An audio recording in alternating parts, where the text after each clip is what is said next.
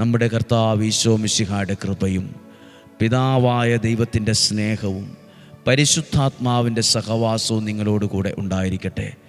അങ്ങയുടെ നാമത്തിൽ ഈ വചനം കേൾക്കുന്നവരെ അനുഗ്രഹിച്ച് പ്രാർത്ഥിക്കുന്നു. കർത്താവ്, രോഗികളുടെ മേൽ സൗഖ്യമുണ്ടാകാൻ പ്രാർത്ഥിക്കുന്നു.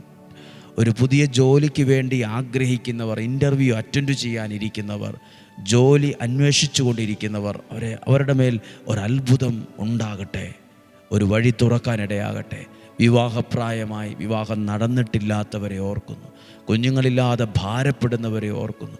ഓപ്പറേഷനുമായി ബന്ധപ്പെട്ട് ഹോസ്പിറ്റലിലൊക്കെ ആയിരിക്കുന്നവരെ ഓർത്ത് പ്രാർത്ഥിക്കുന്നു. മെഡിക്കൽ റിപ്പോർട്ട് കണ്ട് ഭയപ്പെടുന്നവരെ ഉണ്ട്, അവരെ ഓർത്ത് പ്രാർത്ഥിക്കുന്നു. ദൈവത്തിൻ്റെ അത്ഭുതങ്ങൾ നിങ്ങൾ കാണും. വാഹനം ഓടിക്കുന്നവരെ ഓർത്ത് പ്രാർത്ഥിക്കുന്നു.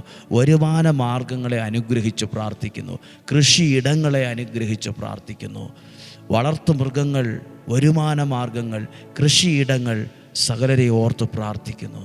രോഗികളായിട്ടുള്ളവരെ, ഒറ്റയ്ക്കൊറ്റയ്ക്ക് താമസിക്കുന്നവരെ, അഗതി മന്ദിരങ്ങളിലായിരിക്കുന്നവരെ, ഓട്ടിസം പോലുള്ള പ്രതിസന്ധികൾ അനുഭവിക്കുന്ന വ്യക്തികളെ, കുഞ്ഞുങ്ങളെ ഓർത്ത് പ്രാർത്ഥിക്കുന്നു. ലഹരിക്കും മദ്യപാനത്തിന് അടിമപ്പെട്ടു പോയവരെ ഓർത്ത് പ്രാർത്ഥിക്കുന്നു. അവർക്കതിൽ നിന്ന് പുറത്തു വരുവാൻ, വിടുതൽ ഉണ്ടാകുവാൻ, രക്ഷപ്പെടാൻ, നന്നായി ജീവിക്കാൻ ഭാഗ്യമുണ്ടാകാൻ പ്രാർത്ഥിക്കുന്നു.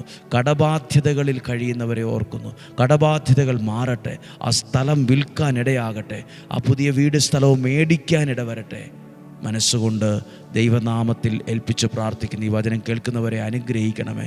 രോഗങ്ങളിൽ നിന്നും, അപകടങ്ങളിൽ നിന്നും, ദുർമരണത്തിൽ നിന്നും, മൂപ്പെത്താത്ത മരണത്തിൽ നിന്നും, ചതിയിൽ നിന്നും, വഞ്ചനയിൽ നിന്നും, നിരാശയിൽ നിന്നും, കുറ്റബോധത്തിൽ നിന്നും ഞങ്ങളെ സംരക്ഷിക്കണമേ.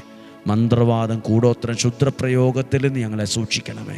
ദീർഘായുസ്സും ആരോഗ്യവും സന്തോഷവും സമാധാനവും ഐശ്വര്യവും തന്ന് അനുഗ്രഹിക്കണമേ.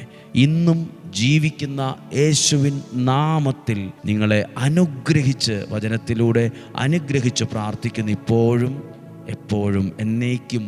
ആമേൻ.